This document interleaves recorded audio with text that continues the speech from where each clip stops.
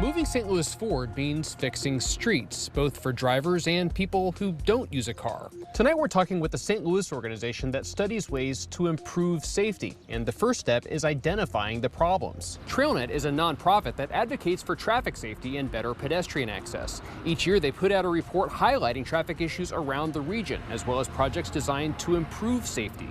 Their newest report came out today, and we're breaking down the numbers. In St. Louis, they identified Gravois Avenue as the most crash-prone in the city, with 23 collisions, 19 injuries, and 4 fatalities last year.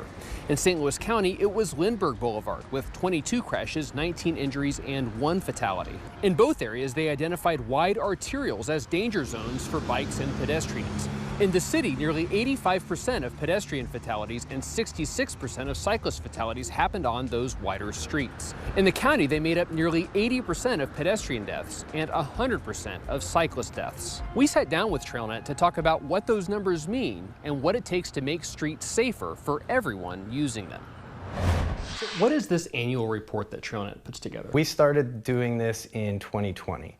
And the impetus was to explore questions around, first, what's happening with our streets in terms of safety for vulnerable road users and people walking, biking, rolling, on scooters or skateboards, people outside of motor vehicles.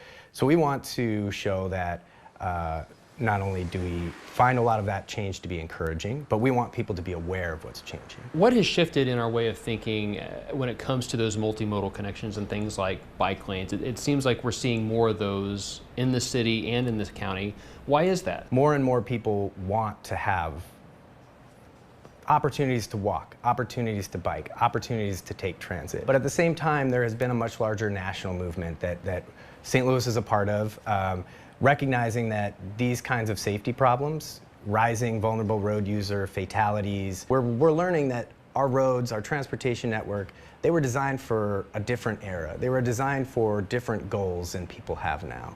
It's not all about speed. People want to be able to walk. People want to be able to bike. People want to be able to enjoy their city. You'll see in the numbers that a lot of the negative things persist. Fortunately, this year we saw a large drop in fatalities of pedestrians in both the city and the county, but we see the same problems happening and the same types of corridors and the same types of situations. There are so many projects that are actively being built on the very corridors, the very roads that we highlight and have highlighted for years that are the most deadly, that are the most dangerous. That is a positive. But we still see those numbers persisting. What's an example of a success story in your mind where the city has implemented a road diet or some kind of a recommendation for pedestrian safety where it's paid off? The 2+ mile segment of Natural Bridge that MoDOT treated about 6 years ago is a very good example of how a combination of pedestrian safety and traffic calming features can really improve safety for all road users. And I think one of the more impressive things that I've seen is that vehicles traveling at really excessive speeds on that corridor, over 60 miles per hour on a city street, that number has dropped by about 150 a day. So that, I think, just to think about how many vehicles were moving that fast right next to parks, right in front of houses. In some cases, people haven't always liked some of these resurfacing projects that have included traffic calming measures. We get some occasional complaints about Kings Highway, and then you see, the bump outs downtown that were taken out. How long does it take for people to get used to this new infrastructure, and how long does it take to see the results of some of these traffic calming measures? The good news is we are seeing positive results of these traffic calming measures, as is the case with Natural Bridge. I think that's always going to be an ongoing conversation, and I think that's because no different than our report is trying to evolve to meet the times.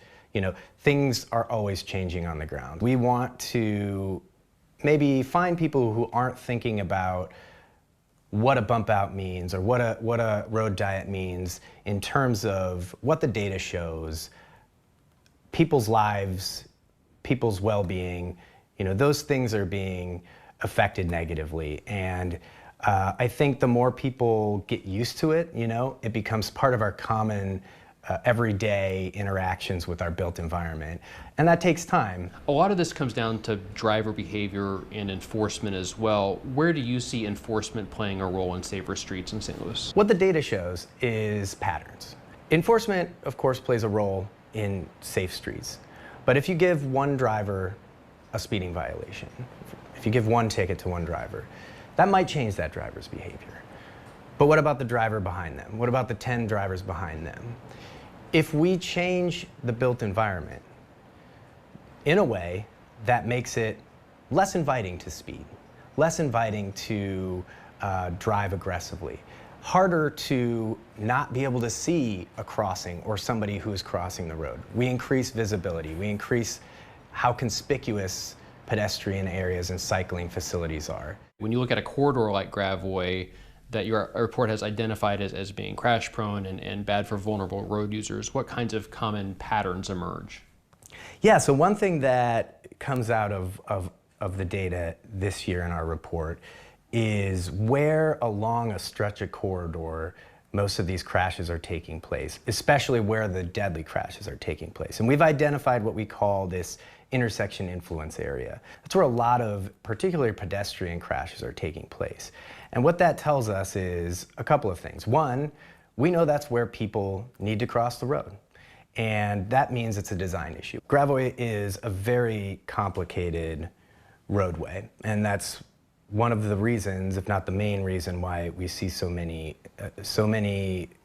crashes, so many injuries, so many fatalities on that road. As we talk about moving St. Louis forward, what should we aspire to when it comes to transportation and mobility? We've identified that these are systems problems, and so the cities in general should aspire to approaching these problems systematically. You know, at the end of the day, our transportation and mobility networks, you know, that is, every single person uses those for every part of their life.